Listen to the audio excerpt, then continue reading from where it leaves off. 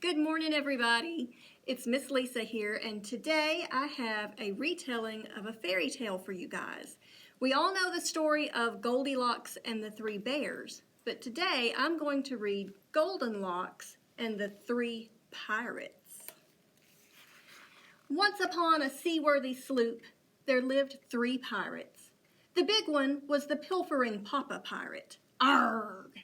The medium-sized one was the menacing Mama Pirate. Aye! And the small one was the bonny baby pirate in training. Ahoy! Now, Mama was cunning with a cutlass, but puzzled by pots and pans.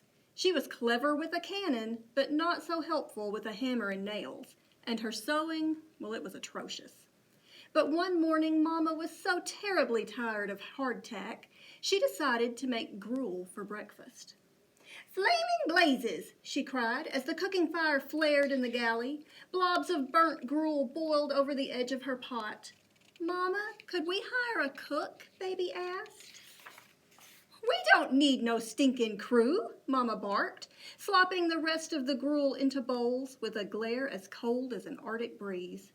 "Aye," Papa agreed. "Heave ho! We'll row the dinghy ashore for fresh water while the gruel cools." And off they set. As it happened, a handy but lonesome lass named Goldenlocks was out for a row in the same craggy harbor. She caught a whiff of Mama's gruel and was drawn to the scent like a pirate to treasure.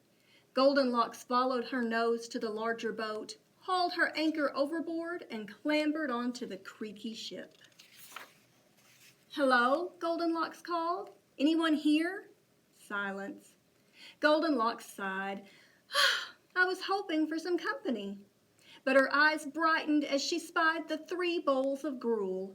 "There's the breakfast I smelled. I'm sure the good sailors who man this ship won't mind if I have a taste." She popped a spoonful from the big bowl into her gob. "Yikes! It's hot as cannon fire," she sputtered, "and nasty, too." Then Goldenlocks tried the gruel in the medium-sized bowl. "Yeesh! This one's cold as cave moss and tastes no better." Finally, she sampled the gruel in the small bowl. "It needs something." She grabbed a tin of nutmeg and added a pinch to the bowl before tasting the gruel again.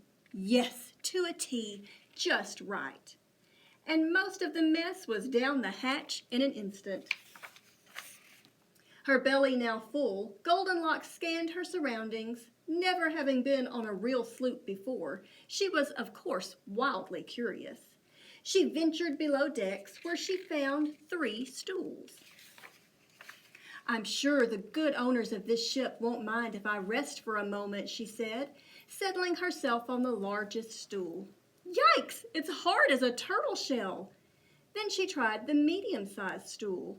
"Yeesh! It's soft as chicken feathers. That won't do."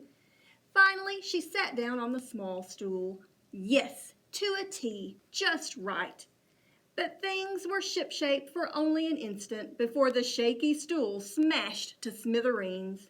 "Ouch," said Goldenlocks, rubbing her rump. "Someone ought to fix that." Finding a mallet, nails, wood, and some tar, Goldenlocks set to work. Soon the stool was sturdy as a sea chest. Next, Goldenlocks scurried starboard, where she found 3 hammocks. "Surely the kind seamen who sleep here won't mind if I take a nap after all that hammering," she said, climbing into the largest one. "Yikes! This hammock is tight as a stopper knot." Then she tried the medium-sized hammock. "Yeesh! This one's loose as hand-me-down breeches." Finally, Goldenlocks turned to the small hammock, torn and lying on the deck like a fallen vine. "Yowza! Everything needs patching up around here." With a nearby needle and thread, she sewed and stitched, and the canvas was nifty in no time. She rigged the ropes and rehung the hammock. At last, Goldenlocks tumbled into the small bed.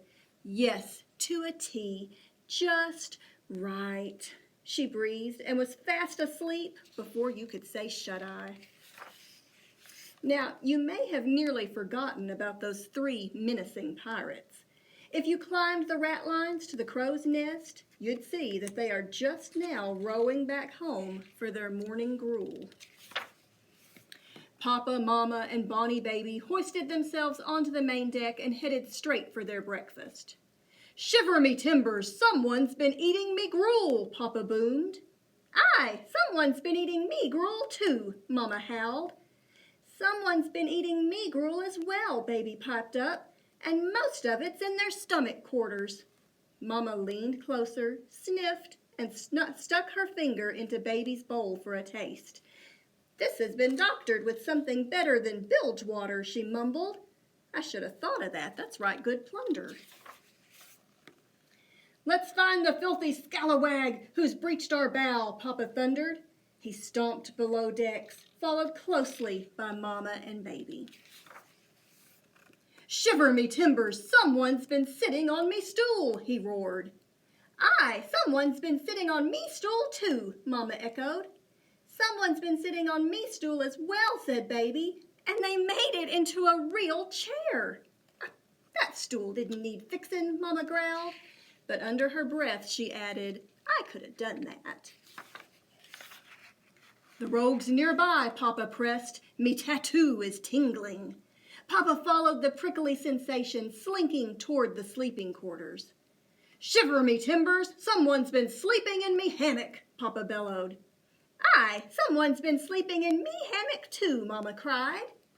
"Someone's been sleeping in me hammock as well," Baby shrieked with delight. "And they strung it back up all good and cozy like." Mama scowled. "I would have got to that," she muttered. "But why is me bed bulging like a bag of gold bullion?" Baby asked. At that moment, Goldenlock's eyes snapped open to find the three scoundrels sizing her up. "Did you mend me bed?" Baby asked. "Did you sort his stool?" Papa demanded. "Did you soup me gruel?" Mama questioned. "How dare ye?" "Why, yes," Goldenlock stammered. "Everything's a bit ragged around here, you know. Someone had to fix things."